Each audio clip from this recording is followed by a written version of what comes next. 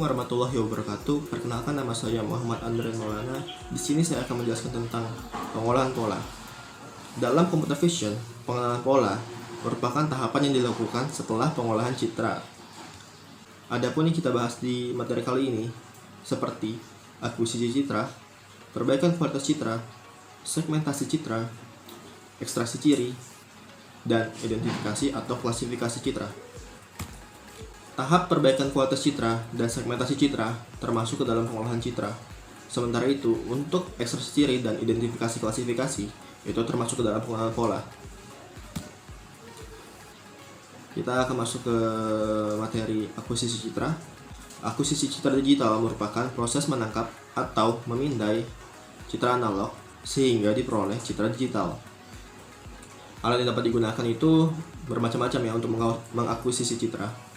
Antara lain seperti kamera digital, Microsoft, webcam, smartphone, scanner, pesawat MRI, pesawat CT scan, atau pesawat lainnya.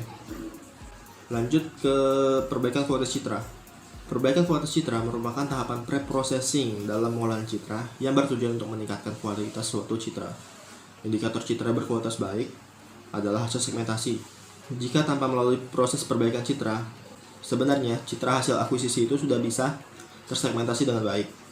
Maka pada tahapan perbaikan kualitas citra ini sebenarnya nggak usah dilakukan.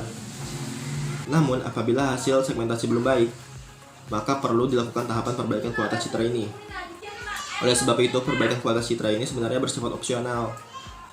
Selain bersifat opsional juga, perbaikan kualitas citra ini bersifat subjektif dan eksperimentif karena tidak ada algoritma baku untuk meningkatkan kualitas citra.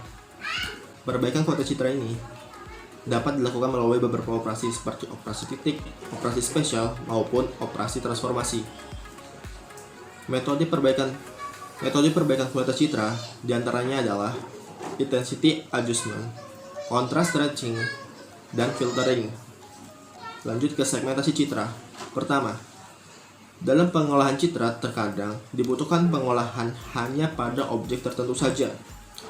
Oleh sebab itu, diperlukan proses untuk memisahkan objek yang dikehendaki dengan objek lainnya.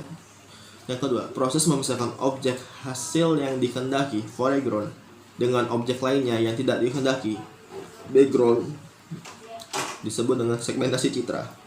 Pada umumnya, hasil keluaran proses segmentasi berupa citra binar, di mana foreground itu berlogika 1, sedangkan background berlogika 0. Sama seperti perbaikan kualitas citra, segmentasi citra juga bersifat subjektif dan eksperimentif karena tidak ada algoritma baku yang pasti untuk memisahkan antara foreground dan background. Apabila seluruh objek citra adalah objek yang dikehendaki, maka tidak perlu dilakukan proses segmentasi citra. Oleh sebab itu, proses segmentasi citra juga bersifat opsional. Ini adalah gambaran dari segmentasi citra. Kita lanjut ke ekstraksi ciri citra. Untuk mengenali objek dalam citra dibutuhkan parameter-parameter yang mencirikan objek-objek tersebut.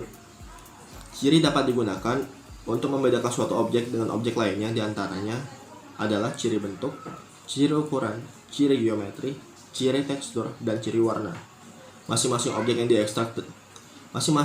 diekstrak cirinya berdasarkan parameter-parameter tertentu dan dikelompokkan pada kelas tertentu.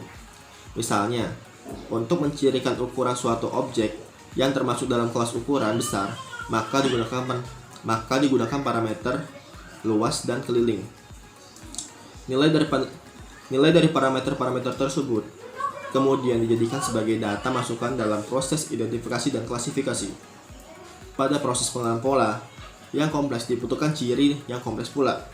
Oleh sebab itu, perlu dilakukan kajian mengenai ciri yang benar-benar dapat membedakan antara satu objek dengan objek lainnya. Dan terakhir, kita akan masuk ke identifikasi dan klasifikasi citra. Proses pelatihan yang dilakukan menggunakan sekumpulan data latih yang memuat parameter, ciri, atau fitur yang digunakan untuk membedakan antara satu objek dan objek lainnya.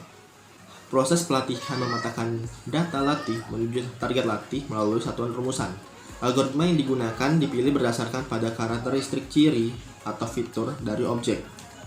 Algoritma biasa digunakan antara lain jaringan syarat tiruan, support vector machine, K means clustering, K means clustering, maaf kalau salah. Canister neckboard, canister neckboard, logika fuzzy chain clustering, Naive Bayes, dan lain-lain. Dalam proses ini, nilai parameter-parameter yang merepresentasikan ciri objek pada masing-masing kelas dijadikan sebagai data masukan. Data tersebut kemudian diolah sehingga diperoleh suatu rumusan untuk mengenali objek.